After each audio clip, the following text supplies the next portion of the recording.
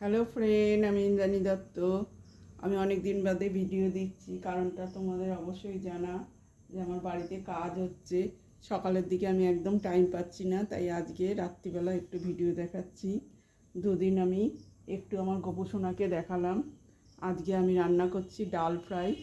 প্রথমে কড়াইয়ে দেখো সাদা তেল দিয়ে দিয়েছি, তাতে জিরে ফোড়ন দিয়েছি আর তেজপাতা দিয়েছি। এবার দিয়ে দিচ্ছি শুকনো লঙ্কা। এবার ডাল ফ্রাইতে আমি একটু আলু দিচ্ছি।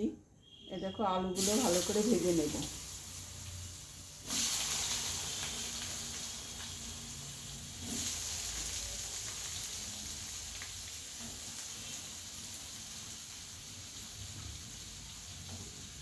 এটা কিন্তু বড় থেকে ছোট বড় সবাই কিন্তু খেতে খুব ভালোবাসবে, আর এটা সবাইকে খাওয়ানো যাবে জিনিসটা।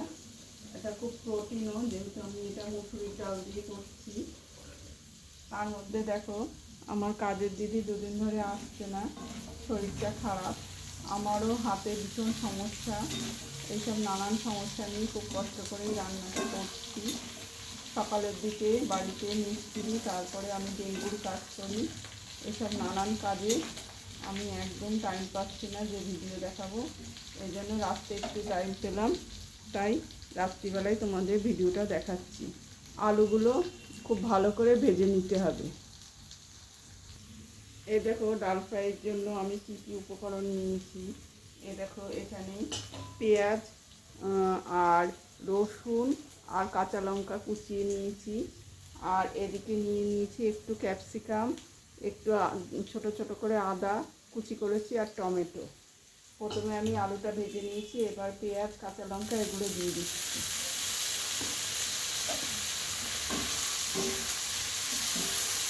আমি কিন্তু রান্না করি আমার নিজের মতন করে, আমি কিন্তু কারো দেখে রান্না করি না।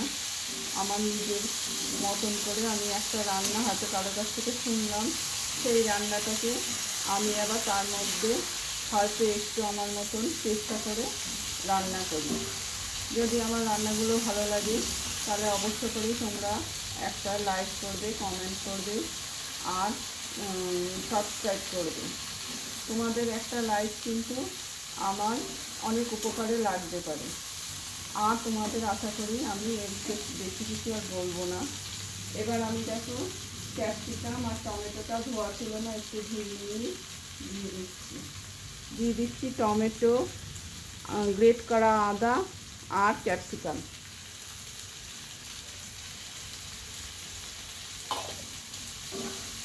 এবার সবগুলো আমি ভালো করে ভেজে নিচ্ছি। এদিকে আমি মুসুরির ডালটাকে একটুখানি গরম জলে ভিজিয়ে মুসুরির ডালটা সেদ্ধ করে নিয়েছি। সেদ্ধটা কিন্তু খুব একদম মিহি সেদ্ধ হবে না, এরকম একটু আধা আধা সেদ্ধ, মানে একটু গোটা থাকবে, একবারে গলে যাবে না, তবে কিন্তু এর টেস্টটা হবে। দেখো আলুগুলো সঙ্গে পেঁয়াজ টমেটো সব কিছু খুব ভালো করে আমি ভেজে নিচ্ছি। তোমরা পুরো রেসিপিটা দেখতে থাকো। এবার আমি দিয়ে দিচ্ছি হলুদ।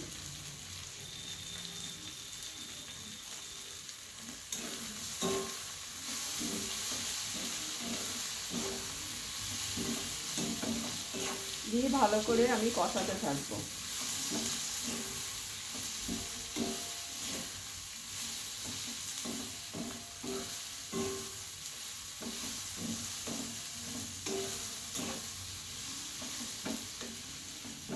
এই আলুটার সঙ্গে মশলাগুলো যত ভালো করে কষাতে পারবো তত কিন্তু এর টেস্ট হবে। এবার দিয়ে দিচ্ছি একটা ডিম।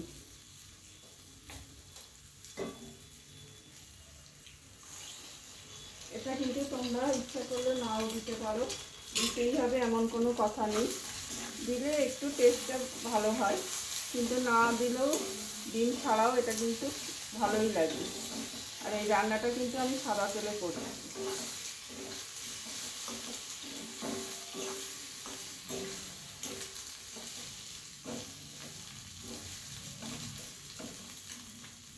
এবার দেখো আমি এই যে সেদ্ধ করে রাখা মুসুরির ডাল, এইটা আমি দিয়ে দিচ্ছি।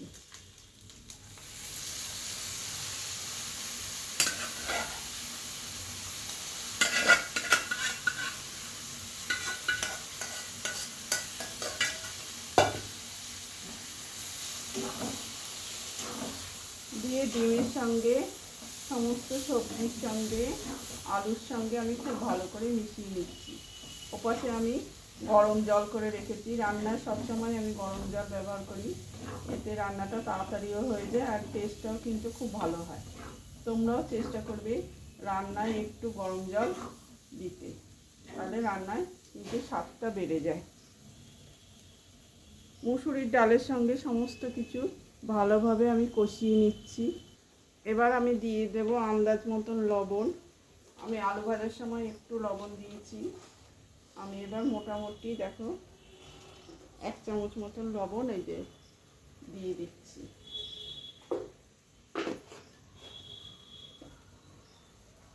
লবণটা দিয়েও আমি খুব ভালো করে নেড়ে নিচ্ছি।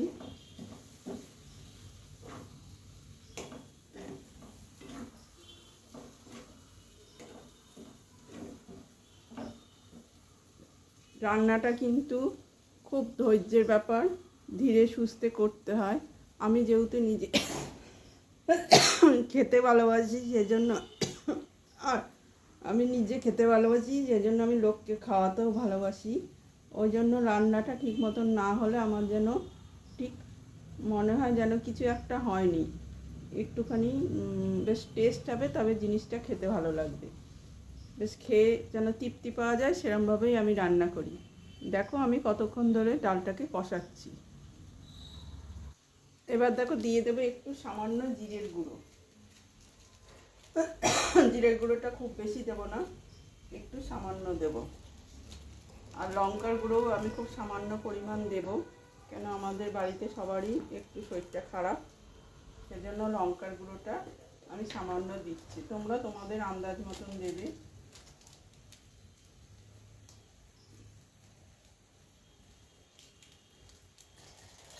ইচ্ছা করলে তোমরা এখানে কাশ্মীরি লঙ্কাও ব্যবহার করতে পারো, আমি কিন্তু কিছুই ব্যবহার করলাম না। এটা রুটি পরোটা সবের সঙ্গেই খেতে ভালো লাগবে। আর যেহেতু এটা ডিম দিয়ে করা, ওই জন্য বাচ্চারাও কিন্তু খুব আনন্দ করে খাবে। বাচ্চাদের টিফিনও তোমরা দিতে পারো রুটির সঙ্গে। এই দেখো আমার কষানো খুব ভালো মতন হয়ে গিয়েছে।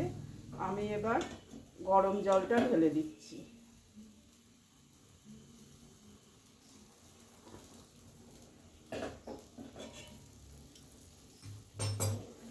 এটা যেহেতু ডাল ফ্রাই, সেজন্য কিন্তু খুব বেশি পাতলা হবে না, একটু ঘন ঘনই হবে। তোমাদের আমি আবার একটু পরে দেখাচ্ছি। এবার আমি দেখো দিয়ে দিচ্ছি একটু সামান্য টমেটো সস। এটার টেস্টটা ভালো হয়। যারা নতুন গৃহিণী, যারা তড়কা করতে পারে না, তারা কিন্তু দোকান থেকে তড়কা না কিনে বাড়িতেই খুব সহজে এইভাবে ডাল ফ্রাই করতে পারে। এবার আমি কি দিচ্ছি দেখো, দিয়ে দিচ্ছি একটু মাখন। এই মাখনটা দিলে এটার টেস্টটা আরও বেড়ে যাবে।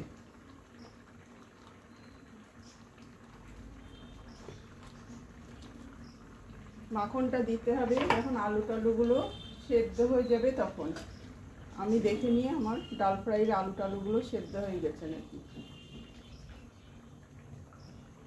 হ্যাঁ, আলু টালুগুলো সেদ্ধ হয়ে গেছে। দেখো কি সুন্দর দেখতে হয়েছে, খেতেও দারুণ হয়েছে, গন্ধটাও খুব ভালো বেরোচ্ছে।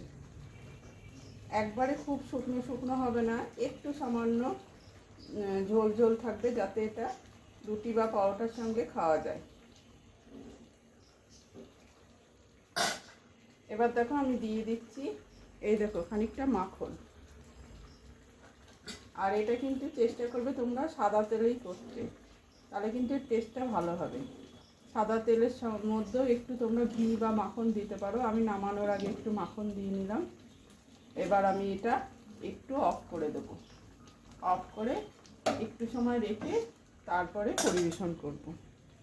তোমাদের আমি একটু সময় বাদে আবার দেখাচ্ছি।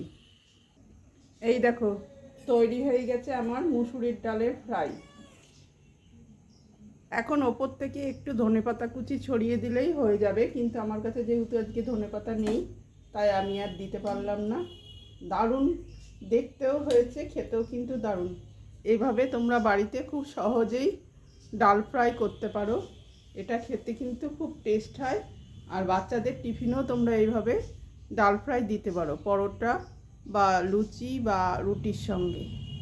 যদি আমার রেসিপি ভালো লাগে তাহলে অবশ্য করেই আমার রেসিপিগুলো দেখবে।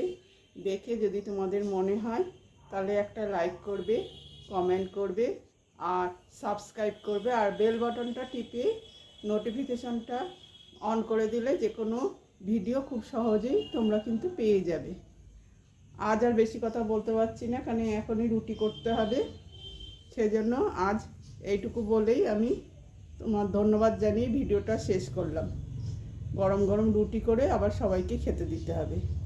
এই তো আমাদের গৃহিণীদের কাজ।